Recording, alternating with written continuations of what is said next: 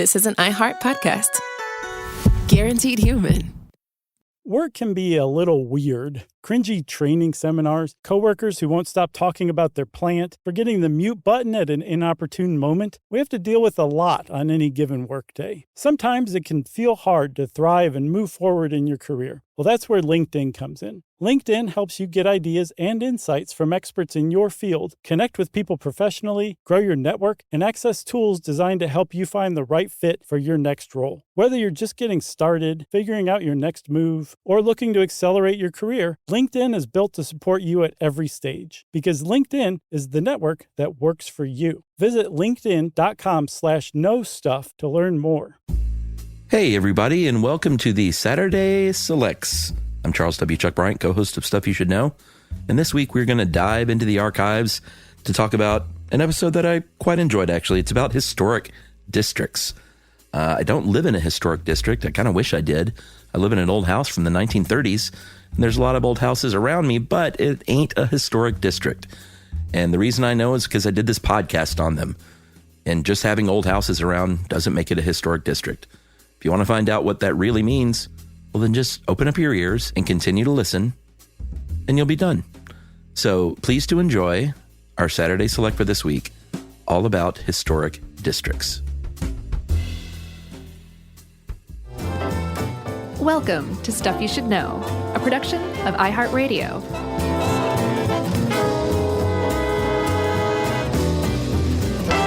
Hey, and welcome to the podcast. I'm Josh Clark. There's Charles W. Chuck Bryant. And there's Jerry over there. And that makes this Stuff You Should Know. Save the clock tower. Oh, that's good. You like that? It's good. Just popped into my head. Oh, for real? Yeah, I wasn't reading this article and doing this research thinking Back to the Future, Back to the Future. I'm surprised. It just popped into my head. I actually hadn't thought about Back to the Future at all, but that's very appropriate, Chuck. But that is not a historic district. That is just a landmark building, I think. That could still qualify for a registry on the National Register of Historic Places. It just wouldn't be a historic district, which is what we're talking about today. Maybe this should just be the end of the podcast. The end. Chuck, have you ever gone into a neighborhood, just been walking around town, and all of a sudden you realize that you're in the most charming, adorable place you've ever been in your life? Sure. Well, then you've probably been in a historic district. Yeah, this is pretty cool. I feel like we haven't done one like this in a while. You like this one? I was fully expecting you to say, like, God, I hate this so much. No, I love historic places. I know, but sometimes, yeah, I don't know why I thought that, but yeah. I'm glad that it panned out. I actually selected it because I knew you were going to hate it, so, eggs on my face. This, I don't know, it kind of harkened back to some of our episodes we used to do, like row houses and... Shotgun houses? Yeah, that stuff. Sure. What did I say, row houses? Yeah. Shotgun houses. We did do a full episode on shotgun houses. Yeah. And their architectural importance. I thought that was a pretty good episode. Agreed. I think we released it as a Selects recently, too, didn't we? I don't think I did, but that might have been one of your picks. I don't think I did. Maybe it was Jerry. Well, it's Ghost Producer. We need to let Jerry select them some from time to time. Jerry didn't have time for that stuff. That's fine. She needs nothing else on her plate besides miso. That's true. And overseeing the largest podcast program in the world. Yeah. It's pretty impressive, Jerry. Jerry said thank you. Yes, she does. She said thank you, holding miso soup in her mouth. So I think I've already kind of gotten the intro out of the way where I asked if you've been in a charming area and said you've probably been in a historic district. Well, I mean, there's a good chance that you have if you've been in the United States because there are more than 2,300 of them. Yeah, that's a lot. That's they're a lot. All over the place. And you might say, like, okay, well, that's great. This is an area that has been designated to have some sort of historic significance. Can I please go to sleep now? And we'll say, no, please don't go to sleep yet because there's a lot more to it. And one of the more surprising twists you're ever going to have in your entire life, it's actually controversial. Historic districts can be. Oh, yeah? Yeah, did you not read that one article? Yeah, I was just being coy. Oh, okay. My stomach just bottomed out in terror. So, should we talk about Charleston, South Carolina? Yes. A place where I didn't go there. I went to the beach near there. Oh, the Isle of Palms? Yeah, just a few weeks ago. Oh, yeah. But we were within spitting distance of Charleston, South Carolina. Why would you spit on Charleston? I wouldn't. I love it. Okay, good. Bill Murray lives there, for God's sakes. Yeah, he does. Apparently, he's a man about town there. And I think his family lives there, too. Yeah, that's why he lives there. Oh, gotcha. Yeah. So they formed the very first historic district in the United States in 1931. Yeah. They established the Board of Architectural Review. And this quote here is pretty great. This is the official quote from that Architectural Review Board. Can you please read it in a mid-Atlantic accent? Mid-Atlantic, why that? Because that's the one, the old-timey one. Oh, okay. That you're probably going to use. I was going to do an old Southern thing. Oh. That's okay. right. Yeah, no, that's way more, way better. The preservation and protection of the old historic and architecturally worthy structures and quaint neighborhoods, Wow. which impart distinct aspect to the city of Charleston. That was beautiful. They actually have quaint neighborhoods in their charge. Yeah. Right. So, I mean, like, from what I've read, too, Charleston, like, actually is legitimately interested in its architecture and preserving its architecture. Yeah, although, as we'll see later, there are some people that think Charleston didn't do it right. Oh, is that right? Yeah, that's in the article he sent me. Oh, wow, okay. So, or that they're overdoing it. That's how I took it. Yeah, sure. Okay, cool. So, but Charleston was the first one to basically say, this is historically significant architecture. This is a historically significant area, and we want to make sure that it stays that way. That's right. So we're going to add a layer of protection, legal protection, over this area that the rest of the city doesn't have. And within 5 years, the word had spread to New Orleans, and they said, that's a pretty good idea. Heck yeah. Chief, we're going to do that for the French Quarter. That was my New Orleans accent. Oh, is that it? Yeah. Yeah, and that, you know, what they're basically saying is that it can be either one, and it all depends on your local jurisdictions, which we'll get to. But historically or aesthetically, these buildings in this area, they're linked together. Right. And so the Charleston thing basically provided, the Charleston and then the New Orleans one basically provided the groundwork, which was this area is protected and we're going to form a board who is charged with making sure that it stays this way as much as possible. We're going to vest some legal authority into them. And these people are who you have to go through if you want to do anything significantly altering to the exterior of your place if you live in this area or have a business there. Right. Or maybe not even significantly, depending on where you are. Yeah, they can get very picky. So it kind of like, plodded along this idea. It was around for a couple of decades. And then this whole process of urban renewal that was kicked off after the highways started being built.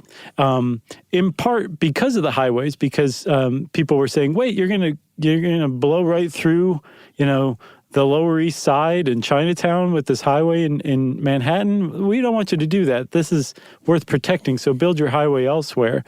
And then also, as the highways were built and traffic started being rerouted away from other towns, these other towns that used to be thriving started to fall into disrepair.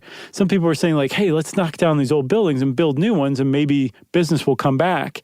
It initiated this idea that, no, we've got some historic stuff here and we need to protect it. And it really started to kick off in earnest in the 50s. And by 1956, the federales had gotten involved and through the National Park Service established the National Historic Preservation Act that said, you, NPS, you're in charge of designating what's an historic site and what's not. That's right. And in 1966, they created the National Register of Historic Places, run by the National Park Service, or not run, but I guess just sort of maintained. Sorry, yes, I said 1956. I meant 1966. Oh, okay. I got everything else right. Yeah, that's right. So here's the deal. You can be listed on the National Register, and that's really like, that doesn't, I mean, it means something. I don't want to say it doesn't mean a whole lot. But if you really want to protect something, you have to go with your local historic district. You have to create and protect it locally. That's a very big deal. But we're going to go over both national and state, which is sort of like national, and then local, which is pretty different. It actually is, but it's impressive that the local level is the one that has the real teeth as far as historic districts are concerned. As it should be. So, but most people want to start out with the national district, at the very least, because there's a certain amount of cachet to it, to having your place designated as a national historic either structure or district or area. But there's multiple things that can fall under or be logged on to the Register of Historic Places. Apparently in other countries, they have similar registers, but they'll include things like events, people, just not necessarily things or objects. But in the United States, there's a real emphasis on place and situation and buildings in particular. And so if you're on the National Register of Historic Places, you are two things. You're an object and you're inanimate. And you probably are situated in a specific area. You're like where you are or what you are is kind of tied to the area you're around. That's the real focus of the United States National Register of Historic Places. That's right. So there are 5 overall categories. Buildings, it's pretty obvious. Structures, also kind of obvious, but that could be, it says in here, that could even be an aircraft as a structure. Yeah, I saw that there's a grain elevator in La Fox, Illinois that's protected because it's an example of the transition between 1-story and 2-story grain elevators. Amazing. It is amazing. And I don't want to yuck anybody's yum. That's the thing about this. Like, to me, like, as you can see, Chuck, I'm bleeding a little bit out of the corner of my eye from being bored at even saying that sentence. But I'm sure there are people out there who really appreciate the different architecture of grain elevators. And that's the point. It means that if it's on the National Register of Historic Places, it is important to some group of people. And so don't yuck their yum, even if you find it's boring. Agreed. Because they might find what you find interesting is boring. Number 3, it can be an object. Number 4, it can be a site, and this is a big one in the United States because like Civil War battlefields, stuff like that, Appalachian Trail. Yeah, or MLK historic site. Sure. It's like a bunch of, well, we'll talk about that later. Or it can be a district, which is basically some kind of combination of those first 4. Or just let me group like, this street has 10 houses. 10 beautiful Victorian houses that were all built by the same architect. Right. And so we're going to consider this a district. Right. So like maybe in each of those instances, if one of those houses was in a neighborhood, it might qualify for designation as a historic building. But if you put them together, because they're together, they form this district, which is, the sum of these parts form something larger, and that connects them. And there's a couple of qualifications that they have to meet to be part or listed on the National Register. Almost without exception, they have to be 50 years old. I think the law is that it has to be exceptionally important to be younger than 50 years old and still be designated on the Historic Places Register. That's right. The other thing it has to be is significant, which sounds kind of broad, but and I guess it kind of is because significance is in the eye of the beholder. But that's why we have boards and things like that to determine whether or not they think it's significant. To behold things for us. And then finally, it's got to be evaluated, that significance, in historic context, which kind of speaks for itself. Like, did any great history happen there? Right. Was this Bob Dylan's house in Minnesota when he was a child? Sure. Although I don't know if that's on the list. I just threw that out there. It could be. I mean, it could be. That's a home run. But let's say you said, this building used to house a soda shop that made pretty good chocolate malts. And so it's representative of that time. Well, if you were on the board looking at this application, you would look around and try to put it in context. Like, yes, people liked chocolate malts at soda shops at one period in American history. But was this the place where chocolate malts were invented? Or is this the place where everyone widely agreed made the best chocolate malted? It's like, no, like it has a history, but not necessarily significant history in context of the larger era that it's a part of. So it would probably get passed over. Yeah, like the 4 sort of historic contexts that you have, it's not a shoe-in necessarily, but you have a good chance, if something important historically happened there, Right. like this is the place where so-and-so was shot and killed, or born perhaps. Ooh. On a more up note. Okay. Did someone live here that was significant? George Washington slept here? Sure, or associated with them. Didn't have to live there necessarily. Yeah. Is it related to a certain architectural period or method of construction? Like that's a big one for the Park Service. Sure, like this is the last house to be used that used plaster and lath for their walls. Or there's a college in Florida called Florida Southern College that is like the entire campus was designed by Frank Lloyd Wright. Sure. So that is clearly going to be accepted on the National Register. Or finally, was there information at this place that is historically important? Yeah, or might there be? Because they can afford protection to say like an archaeological site that's a known archaeological site that they haven't really dug yet. Like we'll find it. Right. They're saying there's a pretty good potential that some information or history or historical significance will be yielded from investigation of the site, but we want to protect it now before developers come in. That's right. Here's the thing, though. If you want to be a historic district, that doesn't, like if you want to say like these 3 square blocks are a historic district, that doesn't mean that every single property in there is what's called a contributing property to that district. Yeah, their non-contributing properties are allowed. Sure. Like if you have those 15 Victorian houses on a block and then there's the one, the one modern McMansion. Right. That's non-contributing. I think we can all agree. But it doesn't disqualify the rest of the area necessarily. No. It depends on, from what I've seen, and it's very much a subjective measure, how much that McMansion detracts from the feel or the authenticity of the rest of the site, what they call integrity. Yeah, that's really kind of interesting, I think, because all this stuff is subjective. But the integrity there is how the physical characteristics of that property reflect, like on this day, reflect that significance historically. Right. So like if you have that row of Victorian homes, but every single one of them was altered in the 60s or the 70s or the 80s, and the people inside made some really weird decisions and so altered the interior, the exterior of these homes that, yes, they were all part of this Victorian era, and they were once pretty good examples of it. They aren't any longer. Yeah. Even though it qualifies for all these other things, it would not be considered a site with integrity, and it might get passed over unless everyone agreed to restore the houses back to that Victorian era. That's the saddest letter to get, I think, is I'm sorry you've been denied because your property has no integrity. Pretty much. And you, sir, do not either. That's how they finish every letter like that. Should we take a break and talk about how you might create a historic district? There is one other thing before we do, Chuck. I think it's a fine idea. I'm not shooting down your idea.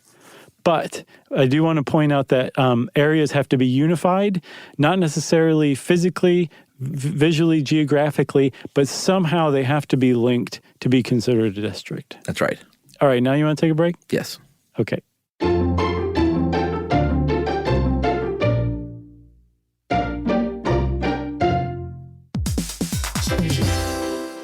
Hey everybody, we're here to talk to you about Wayfair, who believes that spaces should be functional, they should be comfortable, they should be well designed, and they can be well designed by you with their help. Your updated space should feel more comfortable, inviting, and practical for everyday use. And we're talking about outdoor seating. We're talking about grills. We're talking about major appliances. If you need storage solutions, Wayfair can help you out. Patio lighting, rugs, decor. It is your one-stop shop for home. Yeah. I mean, it's getting nice out, so it's time to think about living outdoors for the next few months. And Wayfair knows that outdoor furniture, it's heavy, it's intimidating to assemble. So Wayfair has stepped in and said, we're going to handle the hard part so you don't have to. That's right. You can shop Wayfair Verified, your shortcut to the good stuff. And that means their team of product specialists are going to vet everything by hand using a 10-point inspection, testing things like, quality materials, functionality and features, and even how long it takes to build that piece of furniture. And the overall experience save time, reduce hassle, and improved convenience. Patio season is here, and these deals won't last. So head to wayfair.com right now to get your outdoor space ready for way less. That's WAYFAIR.com.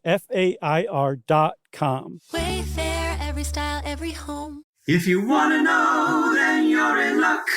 Just listen up to Josh and Chuck. Stuff you should know. All right, so if you're a person and you live, let's just take us, for instance. Okay. Like, let's say I wanted to get my house in my neighborhood in Atlanta recognized as or my block as a national historic district. Okay. And the real reason I want to do this is because of the street near my house. They're going to expand, and it's a real bummer because they're going to have to tear down a few of the houses that are really what I think are significant.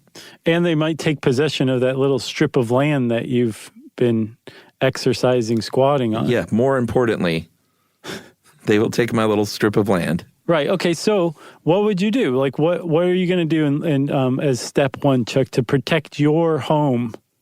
Well, to place it on the National Register, I would start at the state Historic Preservation Officer, and this is a person. Every state has one. Mm-hmm. You can go to the NPS website to find out who yours is and get in touch, and they're basically going to help you out with you're going to plead your case, of course, but they're going to help you fill out this form, right? Explaining why. They may say, "Listen, don't even bother," but what they're supposed to do is help assess whether or not it might be eligible and help you fill out all your national forms to send in. Right. They might say, like, "How old's your house?" And if you're like, "Oh, it's built in the '90s," it's still pretty nice. They'll be like, "Don't bother." That's right. But you're since you have never done this before, you're a dingus at it, and they're there to help you figure this out and how to do it right. They're not the ones who are going to judge this. No. A board will, and typically a state board for a state historic preservation board, their review board is made up of people who know what they're talking about. Architects, historians, archaeologists, anthropologists, people who have been trained in this stuff who can say, yeah, this actually isn't that great. There's a much better example of it, a couple blocks over. As a matter of fact, why don't we go to the other place and make that a historic district? Yeah. And then you're like, no. Snobs. But the officer that you are contacting, it's their job to help you get your application in and state your case and then get it in front of the review board who will then take it from there and say, this is a great idea, this is a terrible idea, or I don't care either way and it's time for lunch, approved. That's right. And this is, again, going for that National Register. And one reason you might want to do this is because, here's the thing, it's sort of a badge of honor. Like we said before, and we'll talk about again later about the local one. That's the one you really want. Mm-hmm. But if you are on the National Register, it does provide you with some legal protections federally. So right. If that road is a federal highway project, mm-hmm. then it could protect your house. Or even better, even if it's a local or a state project, if it's getting any federal funding whatsoever, same thing applies. Sure. Where they have to say what's going to be the impact on any historic district of this project. And if the impact is deemed too great, the project won't go forward. So there are some protections for it, but for the most part, it's kind of symbolic and there's a little bit of cachet. And, you can put it on your Zillow page that your house is part of a national historic district. Right. But they can't say, you can live in a national historic home, mm-hmm. and you can let it fall into disrepair and right. look like garbage. Right. And they can't come in and say, whoa, you're on the National Register. You can't let your house fall into disrepair like this. Right, yeah. Clean yourself up. You got a stain on your shirt. Get a shave. What's your problem? Exactly. They don't say that. Those are individual property rights. And it's only up to local governments to infringe on individual property rights, not the state or federal government. So while the state or federal government will have laws restricting its own activities in regards to historic districts, like expanding a road or something like that. If you get on the National Register of Historic Places, your whole neighborhood gets on there. Your neighbor can do whatever they want with their house still. So if that was your whole ploy all along, Chuck, to really keep your neighbor from doing something like, say, I don't know, putting a second story on their house, you're going to find that you have been frustrated. That's right. You can go to the state. But the state is basically like federal as far as protections and stuff like that go. Right. Where the real teeth come in is with the local historic districts. Mm-hmm. And It is very different. They don't have to meet the same guidelines. A lot of times they're very similar, but they don't have to have the same exact guidelines as the national historic districts do. Right. So the first thing that you're going to need, though, is there's got to be an ordinance, a local preservation ordinance, which is basically just, hey, here are the rules on how we do this around here. Here's how we're going to identify these houses, and here's what it means if you have one. Right. So, and this isn't like, this is like square one stuff. Like, this is what a city has to do before it ever creates its very first historic district. If your city's already done this, then you would just basically go through the same process that you would with the National Register in applying to get a historic designation for your neighborhood in your city from your local municipality. But if they've never done it before, they've got to create new legislation for it, new laws protecting historic areas. And then they also have to set up a preservation commission too. Basically the same thing that Charleston, South Carolina did all the way back in 1931. That's right. So you're going to go in front of the commission. They're going to hold some public hearings where people can come and argue the case for or against. Yeah, because not everybody likes this idea. No, not everyone does, as we'll see. Mm-hmm. You have to have, in fact, it's kind of hard. You have to have, the community's really got to be behind this in order for this to go through. Yeah, in most cases, from what I've seen, you need a majority of homeowners and business owners in the area to agree to this. And I think even if the opposition is particularly vocal and mad about it, they still might be able to derail a local ordinance designation. That's right. But it's all going to be considered by the commission, and they're going to make that recommendation to the officials. They're going to say, you're going to reject this? Or are you going to say it's okay? Is it all great or not? Mm-hmm. And here's the deal. If you get named a local historic district, this is when they can say, oh, no. You live in a historic home in this district. Mm-hmm. You can't let it fall out of disrepair. You can't there was this one case, where was it, in Maryland, I think, where I guess these front porch columns were being replaced by a family, and they skimped a little because wood is expensive and used, they use fiberglass or something? Right. And they said, no, you can't do that because you live in the historic district and you have to use these original materials to preserve this house. Yeah, you got to use wood, like you said. I don't know, maybe they were like, we don't want to cut down a tree, or maybe they were just cheaping out.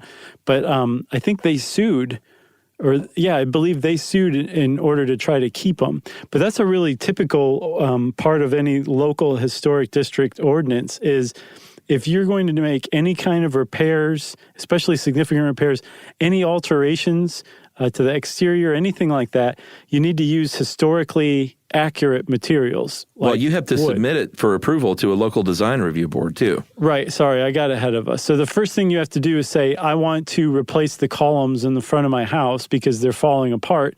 I want to replace them. Can I please do that? Please, sir. Please let me.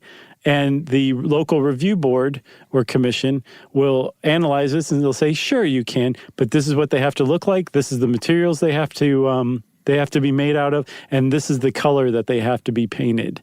And you have to follow that or else you can be fined. They can place a lien on your property, and the penalty can be pretty stiff, actually. Yeah, and here's the thing. I can at least understand this, and we'll talk later about, freedoms to do what you want with property that you own. Sure. But this I can stomach a little bit. And we've talked about homeowners associations before. Mm-hmm. Those are the ones that really get me, to where it is not historically significant. It is an exurb with 700 houses in a subdivision that require you to have the same mailbox.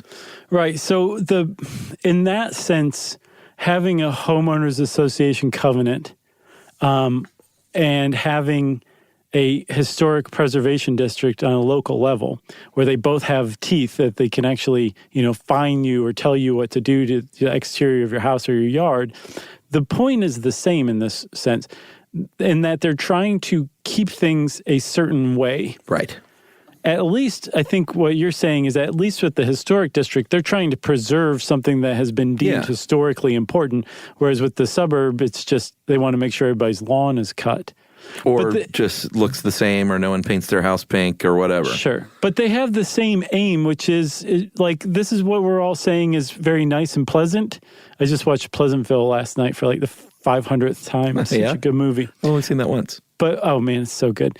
But we've all agreed that this is pleasant and this is what we want our area to look like. And then this is how it's going to stay. And you can't change it. And if you do, you have to petition.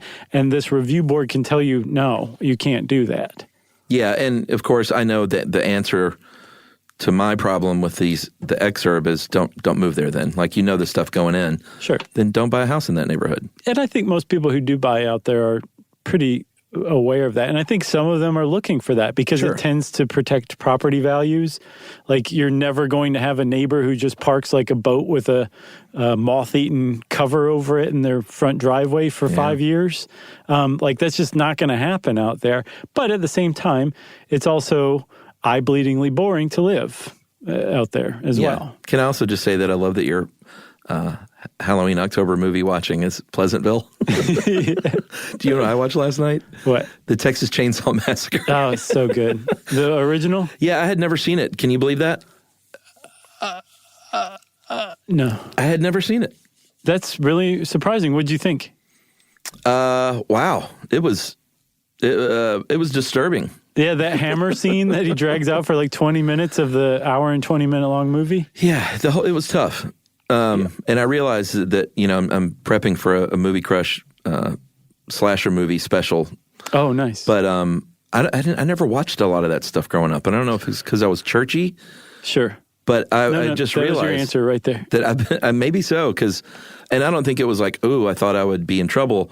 I think just like the people I was around didn't really get into that stuff. So you missed a really crucial window in horror movie watching because I can see coming into it as an adult, you're like you said, this is highly disturbing stuff and this isn't fun. Like it has to kind of dovetail with that period of your life where you feel immortal. Right. Sure. And so it kind of bounces off of you, the disturbingness of it. And then as you get to be an adult, you can kind of start to appreciate the truly disturbing aspects of it. But it's still tempered by that, you know, teens and 20-something viewing that you remember as well. Yeah, I didn't have that. Just coming into it like this, you know, late 40s is not a good time to start watching Texas Chainsaw Massacre, man. I feel for you. I liked it. I mean, I thought very much appreciated it. It is, well, it's a classic. All right, Chuck, so we've kind of hinted a little bit at the idea that not everybody's on board with an historic district. And for, you know, getting a real designation, like a local designation where there's actual restrictions on you, the person who owns the home, can or can't do things without permission from a board of people you might not even have ever met in your life. For it to be really successful, you need the community behind that to get that designation, and everybody going in with their eyes open saying, okay, you know, we're willing to spend the extra money on wood. We're willing to spend the extra money on, you know, a handmade window if one breaks, because we're not allowed to replace the original single pane windows that make it 20 degrees in our house all winter long. Right. Like we're going in with our eyes wide open like that. But even if most of the community does, there's probably still going to be somebody who says, I'm a libertarian, I don't believe in this kind of stuff, and I'm really not happy about this. And that person is basically going to have an historic district shoved down their throat. Yeah. And you'll probably, not you, but if you are that person, you will be the one that's vocal if you know about the meeting and you're there and you want to make hay. But you can be overruled, and all of a sudden you are subject to those whims. Libertarians hate that. Well, there's a bunch of sides to this coin here. One is, there's a bunch of factors. One is... Well, let's talk about the pros. How about that? Yeah, I mean, one of the pros is many times it increases property values because there's a standard that has to be upheld, and your house and those around you won't be falling into disrepair. Right, and plus, if you are like if your housing prices are stable and rising in relation to the rest of the town, your tax base or your taxes also tend to rise too. Right, and so these areas very quickly start to become very wealthy areas of town. So it's a way for people to basically secure their investment in their property. Yeah, and I guess we're talking about disadvantages mixed in here too, because there are some people that say, hey, in the U.S., that's can be code for keeping the wealth in the pocket of the few, because who's going to be owning these houses are people that have a lot of money. Yeah, there's a guy named Kristen Capps who wrote an article on City Lab back in 2016 that basically said the inequality in housing and the housing pricing crisis laid it at the feet of historic preservation districts. Yeah, which is pretty preposterous in a lot of ways, but he did make some really factor. Sure, but I think his point was like just do away with historic preservation for districts for neighborhoods, because most of these things are covered by zoning laws that say you can only have single family homes in here. Well, only certain people can afford really expensive single-family homes. That's right. With really high taxes, and so it keeps out people who would otherwise love to enjoy this amazing neighborhood with this, these mature oak trees and beautiful sidewalks and neighbors walking around being friendly and Trader Joe's on every corner, or really good schools. That these neighborhoods shouldn't just be for extremely wealthy people. But in saying that it's only single-family housing allowed in this, no one can ever build a high-rise with a bunch of apartments that those people who might be able to afford to live in and enjoy the neighborhood. And so on the one hand, they're like, well, yeah, we don't want high-rises here. It has nothing to do with the historical architecture, and it's a blight. And other people say, well, you're also just keeping poor people out too. So right. It's definitely a double-edged sword, because that's very much accurate, but it's certainly not the cause or even a major solution to the housing crisis either. Yeah, and there are Republicans in Michigan that are trying to do away with a lot of these, I don't know about districts, but maybe potential future designations, because their whole thing is, like, you don't want the federal government coming in here and telling you what you can do and what you can't do with your house, although it wouldn't be the federal government in that case. No, it'd be local. Be local, but these must be state reps. And local reps, but they're saying let's do away with some of this stuff. Like Michigan has far too many of these, and your freedoms are being squashed. Right, exactly. You want to paint your house pink? Then you should be able to. And so some preservation district commissions are a little more laid back than others. Apparently in Georgia, it's up to you to pick what color you want to paint your house. If the repairs you're doing are minor, you don't have to have a certificate of appropriateness. And then in other places, it is as staunch is kind of an understatement. Old Town Alexandria, very famous. Like, you can't do anything to the outside of your house in this Old Town district. But as a result, it's so an nice extraordinary, it's an extraordinarily charming place to be. Yeah, it's great.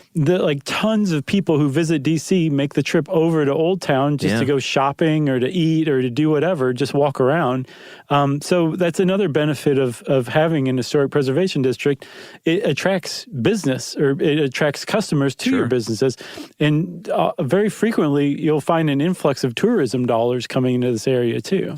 Yeah, and we've talked about a bit before the legendary Fabulous Fox Theater here in Atlanta, our only remaining amazing, huge, old school Egyptian style theater was going to be a bank parking lot in the 1970s. Man, they were literally going to put a parking lot there. And I remember when I was a kid, they had the Save the Fox Theater campaign, and it took these celebrity benefit concerts to raise money. Ben Vereen. Did he come? I could see it. It was the right era. Frank Sinatra came. He was one of the big wigs. Really? Yeah. Frank came to Atlanta and performed and raised money and was like, no, you can't tear down the Fox guys. That's my Frank. It was okay. I should have gone with Sammy. You should have done a Charleston accent for Frank. But that's the other side of the coin, which is if people don't, there was a time in this country in the 50s, 60s, and 70s where that can very easily happen, and that did happen in downtown Atlanta. If you look at old pictures of downtown Atlanta, it looked like New York, a smaller version of New York City. Yep. And now we've gotten some of that character back, but there was a period where they just tore down everything old in favor of putting up these bland white buildings in the name of like the future. And they called it urban renewal. And thankfully, in the last 10, 20 years, I'm not sure where the idea came from, people said, no, you can have the same effect. You can have businesses, you can have mixed-use development by reusing and rehabilitating these same buildings. You don't have to tear it down and build something new. It's usually cheaper to do that, but it's much better if we do it the other way and kind of preserve the history. And that's definitely become the push lately. But yeah, there was definitely a period in the middle of the last century where a lot of stuff was torn down. And as a result, I was on a website, I can't remember the name of it, where they were listing the most boring cities in the world. The world, Chuck. And the first one was Atlanta. What? And the reason, one of the criteria they were using was history. Like how much history is just kind of mixed into the fabric of the city. And part of it is all the tearing down that they did in the 50s and 60s, but also part of it was laid at the feet of General Sherman, who burned the town to the ground and burned up a lot of the history as well on the march to the sea. So Atlanta's just kind of had a twofold knock around where a lot of historical stuff was not preserved and was actually torn down. And as a result, it lacks a certain amount of character because it compared to other cities that have more history. The old twofold knock around. That's a dumb, I mean, I'm not saying this just because this is my hometown. Atlanta is not the most boring city in the world. In the world. It was in the top 10. The dumbest thing I've seen ever. Well, here's the other thing, too. I think there is and this isn't necessarily about preserving history, but I think there's just been a general return to taste and craftsmanship across the board in the last, 15 years. And some people may call it hipsterism or whatever, but, there are artisan bakers now and, handcrafted cocktails instead of fern bars. And when they are building new buildings, they're trying to make them blend in. And I just feel like there was a time where I think everyone in America thought the future was just going to be sterile and white. Right. And these sterile white buildings were going up everywhere, and the baseball stadiums that were just round white objects. Mm-hmm. And then starting with Camden Yards in Baltimore, they started building these old style ballparks, and that's all you see now. Mm-hmm. And I think that's just across the board I think people are respecting craftsmanship and history a lot more than they did for a long, long time, decades. I agree. But it is true that comes at a price, because if you look at those neighborhoods where, they are being rehabilitated and preserved by the people who are moving in there, as they're doing it, they're raising the home values, and which also raises the taxes. And so people who have historically lived in these neighborhoods are being pushed out of the neighborhood. Right. So that is one part, that's one facet that has yet to be cracked. Like, how do you keep a neighborhood, mixed as far as income goes or use goes? Like, how do you really preserve that kind of thing? So it's not just yes, we're preserving this neighborhood at the expense of the residents who used to live here, because it's, richer people who are coming in and rehabbing areas, gentrifying basically is what we're talking about. We'll cover that in our gentrification podcast. Okay, but that's a big thing. So it is a criticism of historic preservation, but it's certainly not a reason to do away with historic preservation. And one of the other challenges I've seen is, okay, so let's say we're going to allow somebody to come in and build a high-rise in this amazing historic neighborhood. Do you really think they're going to be building it for low or mixed income people to move into? No, they're going to build it for the wealthiest people who probably have even more money than the people who own the houses in this historic district. And it's not going to help this housing crisis at all. It's just going to exacerbate it and will have ruined a perfectly beautiful historic district in the process. We should totally do one on gentrification. I agree. I love episodes like these where it's oh, what's the resolution? There is none yet. You got to stay tuned, everybody. We know you're very anti-resolution, so. I've read before that people who read fiction tend to be able to deal with open-ended endings more than people who don't, which is weird because I don't read much fiction these days. But I can still hang with no resolution. Yeah. No closure. No closure. You got anything else? I got nothing else. Are you just waiting for me to stop talking, it looks like? Maybe. Well, if you want to know more about historic districts, why don't you go try to get your place put on the National Register? Why don't you, as you do that, let us know how it goes? Maybe keep us posted. In the meantime, though, first, before I tell you how to get in touch with us to keep us posted, let's say it's time for listener mail. I'm going to call this government shutdown follow-up. Hey, guys, I'm a member of the permanent government in D.C. Thought you did a great job. It was great that you emphasized the cost of a shutdown. This is the key thing most people don't understand. These things aren't just a blip. I want to point that the effects of the last shutdown still aren't over. When we got back to work, we were told that it took the agency 6 months to recover from the previous shutdown that lasted 16 days, and these things are exponential, not linear. Wow. With a 35-day shutdown, we just don't know how long it's going to take to catch up. We have settled into our normal and just expect to miss deadlines. The people we serve regularly understand and are working with us, but I don't think the general public gets it. You can't just push back all deadlines by 35 days because new work is constantly coming in. There's no pause button just because the government is shut down. We're all working to catch up, but it hasn't happened. It's not like we can blame the shutdown either. People don't understand how work submitted after the end of the shutdown can still be affected by it, but we can't just double our workload. There's only so many hours in a day. And that is from Nate. Thanks, Nate. That was a nice little follow-up. Yeah, thanks for bringing us down here. You're right. We had just kind of gone out on such a mediocre level, and now it's a down level. Well, if you want to get in touch with us like Nate and bring us down, or to keep us posted on how it's going to in your quest to get your house or your neighborhood on the National Register of Historic Places, you can go on to stuffyoushouldknow.com and check out our social links there, or you can send us an email to stuffpodcast@iheartradio.com. Stuff You Should Know is a production of iHeartRadio. For more podcasts from iHeartRadio, visit the iHeartRadio app, Apple Podcasts, or wherever you listen to your favorite shows.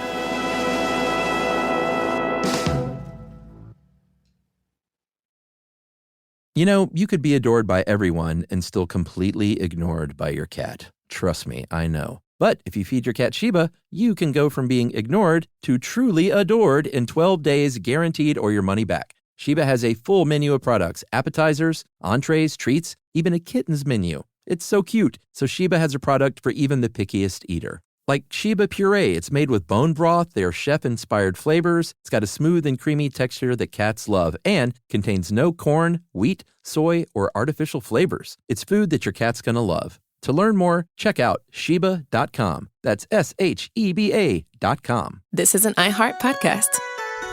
Guaranteed human.